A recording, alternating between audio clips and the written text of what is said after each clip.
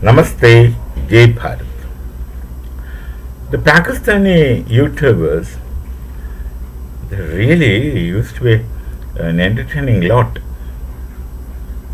I have this complaint that just because of this Pakistani YouTubers, I don't subscribe anyone, and they keep appearing here and there. That one will do. It is all are of one kind.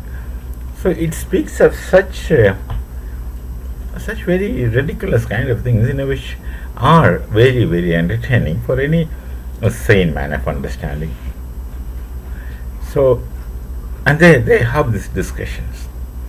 There are very so-called learned people talking, and hardly anyone shall speak sense for sure.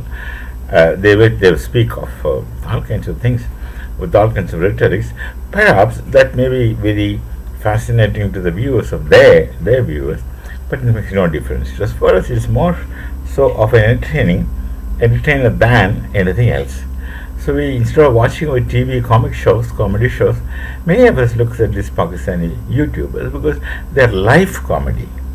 They're not created comedy. They're natural life comedy. And the most interesting part is that they don't understand that they are being foolish, and they're exposing their idiosyncrasy, which makes us laugh and very natural. So that's why people look at it, not because they love it. So they have a lot of subscribers and they make a lot of money. That's okay. That's their part. That's between them and YouTubers. But the people watch because it's greatly entertaining and natural kind of entertainment. So I heard something very interesting. One very senior looking person was talking about making a complaint that in Pakistan there is no critical thinking. There's no critical thinking. He was repeating that term. I don't know which channel, I don't know what's the name of that person, but this was fascinating. There is no critical thinking. No one is trained in critical thinking. Yeah, true. There is no critical thinking. But then, does he not realize that it's logically impossible for a society like Pakistan to have critical thinking? Now, let's see what is critical thinking to begin with. That's critical philosophy, and from critical thinking, from where the whole thing begins. I don't know to what extent they know it or they understand it, but they use critical thinking as critical as they commonly understand, but that's much deeper than that. 18th century, Marx has made some impact not really on the political level, but on the intellectual level. It did make impact on political level at some places to some extent, but very shortly, because it has many inherent contradictions. The theory itself is built upon contradiction or conflict, but then they had many inherent contradictions within the theoretical framework. So it becomes, it's a flop theory because they haven't understood the nature of man. Though there are a lot of works on nature of man, concept of man, etc. People have worked, but it doesn't really help. So Marxism has evolved into many movements, and it has influenced the academia. It has influenced the press. It has influenced anyone who had a negative tendency to the mind. They used it as a tool to do whatever they want. So that's again the popularity of Marxism got as a theory. And practically, China is using the best of Marxism because they've completely gone off Marxism, but using the Marxian authority, communist kind of authority, which Marx is supposed to have envisaged. I don't know to what extent. He must not envisage that, but then using it as a dictatorship. Because somewhere in Marx, of course, if not somewhere, Marx has talked about dictatorship of proletariats, and of course China is following dictatorship, not of proletariats, but of the political party, communist party they have. That's far from any theory for all kinds of judgments and reasons and standards. So critical theory, so Marxism comes and then it turns into neo-Marxism, like many thinkers like Antonio Gramsci, after Lenin, Mao, Antonio Gramsci, Louis Althusser, Habermas, and many such people. They have used Marxism to critique. Marx has written a book talking about critique. He wrote that book, Holy Family. One of his books is Holy Family, or Critique of critical criticism. So Marx is very fond of this critics and critical criticism. And even Antonio Gramsci is really taken after that. He is a person who understood dialectics. The philosophy of Marx is dialectics. If you accept that, then of course another person who is used to dialectics is Lenin. These are two people you find who could be termed as dialecticians. If it carries any sense at all, that depends on your need, understanding, purpose. So criticizing is very important for them. Critiquing, as they call, it's Gramsci who talks about and practice. Gramsci uses praxis to stand for practice, to say that it is practical philosophy. Even Sartre thought the 20th century's philosophy is Marxism, etc. And he also called it as practical philosophy. And Gramsci calls it as philosophy of praxis. That's the philosophy of practice. All these decorations they gave it to Marxism. But again, whatever may be the emotional appeal of Marxism by the neo-Marxists, it had not made any impact, long-standing impact, so to say. So criticizing becomes an interesting thing, and some people like Habermas is included in that. This Horkheimer and Adorno, who joined together and made a critical thinking school, and they called it as critical theory, which is a Marxian way of criticizing anything, except themselves, of course. Subsequently, Marxian theory has got an interesting twist, that till the point in revolution, the dialectics functions, and after the revolution, dialectics cannot function. Dialectics cannot function because dialectics ends as there is no contradiction in the society which comes after revolution, that is dictatorship of proletariat. There are no classes. If there are no classes, there is one class, the class of proletariats. And if there is only one class, there is no class conflict and contradiction. Then how would society go forward? There, of course, the neo-Marxists would say we go forward through criticism and self-criticism. So criticism and self-criticism substitutes dialectics after a situation, after revolution. So that goes on like that. So critical theory, coming back to the Pakistani observation of no critical mind, people are not critical, that is Frankfurt School. They formed it in Frankfurt, and of course Horkheimer, Adorno, Habermas, so many such people, Schlick, I suppose, these people joined together. They used to have sessions in the evening of discussing neo-Marxism doctrines and theories. They used to appreciate Marxian theories, and they have formed this Frankfurt School, which is otherwise known as critical theory, school of critical theory, where everything is to be criticized. Fine.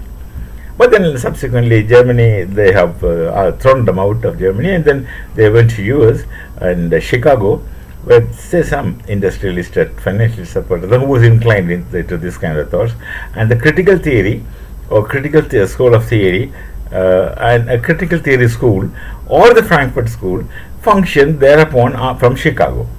That's the story. Now let's talk about the Pakistani expectation of critical. People are not critical. They don't have to understand what is critical criticism. Of course, they don't understand Holy Family or critical criticism of Marx. This is critical. They're known as critical about things. That's a complaint of the so-called Pakistani intellectual. Now, it's not possible within any frame of any Islamic framework, number one. It's actually also not possible within any frame of so-called Semitic religion. When I say religion, it should be meant Semitic only, because you can't use the concept of religion to dharmas of Bharat, because they are dharmas. Now, there is a dharma, that there is a school of philosophy in Bharat.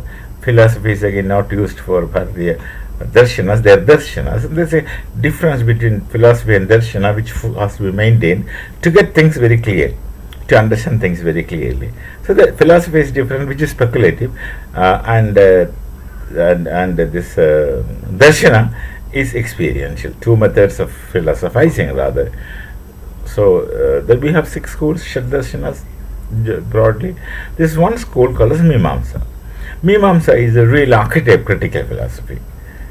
to so to say, borrowing the expression from Frankfurt School, critical philosophy. The Mimamsa school is a Bharatiya, a Hindu philosophy, school of philosophy, which talks about critical philosophy, and very serious, very meticulous, very archetype, simple. If something is not convincing, I won't accept it. You have that freedom. You have the freedom to say that I don't accept because it's not convincing to me. No one is going to impose things on you. Such thing is not possible in Pakistan.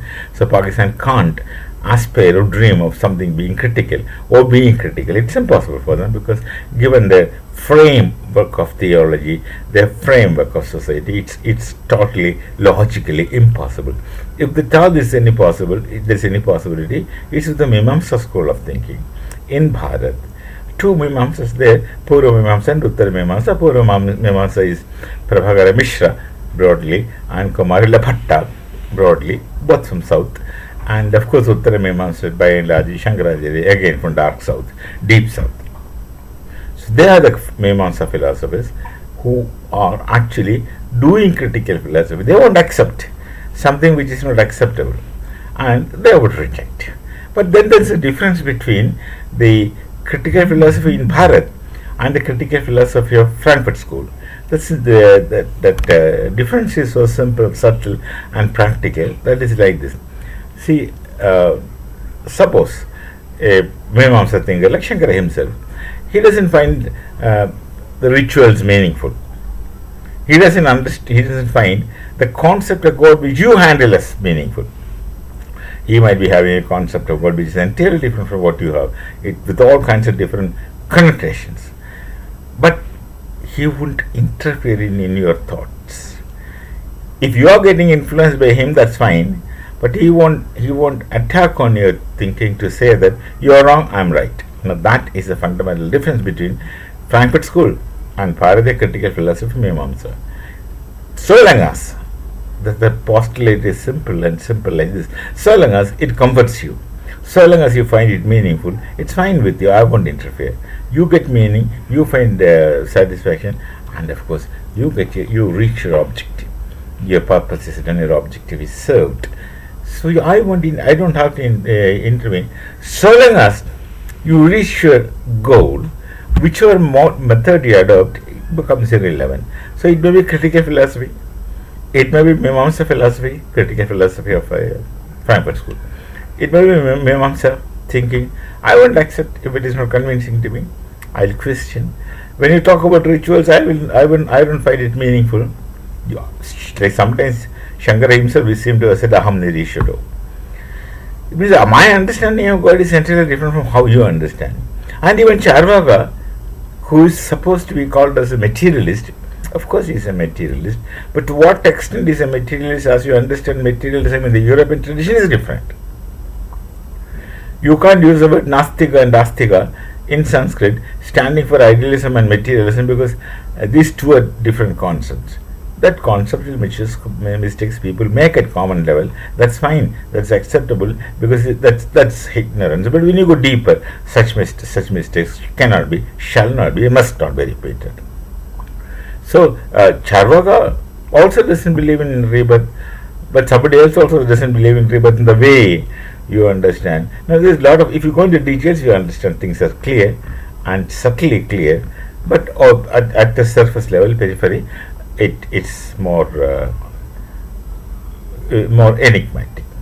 So we have this critical theory. Such thing is not possible in a society of Pakistan, and if you don't aspire for something like critical philosophy without understanding what it is, you cannot do that within a theological framework presented to you where you are completely so. You have to be like that in Pakistan. You can't escape. If you are not that, you will be subjected to all kinds of funny things, atrocities. Our ancestors had faced it in Pakistan long back, and also continued facing it, and faced it during the Mughal rule. Jizya was a kind of thing. How they were abused and how they were subjected to torture. So please don't aspire for something which you cannot afford to. That's my real advice to these people. that don't think that you can ever talk about critical thinking, critical philosophy. Yeah, that the man was asking about critical thinking. Critical thinking is ruled out in your frame of understanding of things, in your frame of knowledge tradition, if at all you have anything. So we shall meet again with some other thought. Till then, it's Namaste, Jai Bharat, Jai Sri Ram.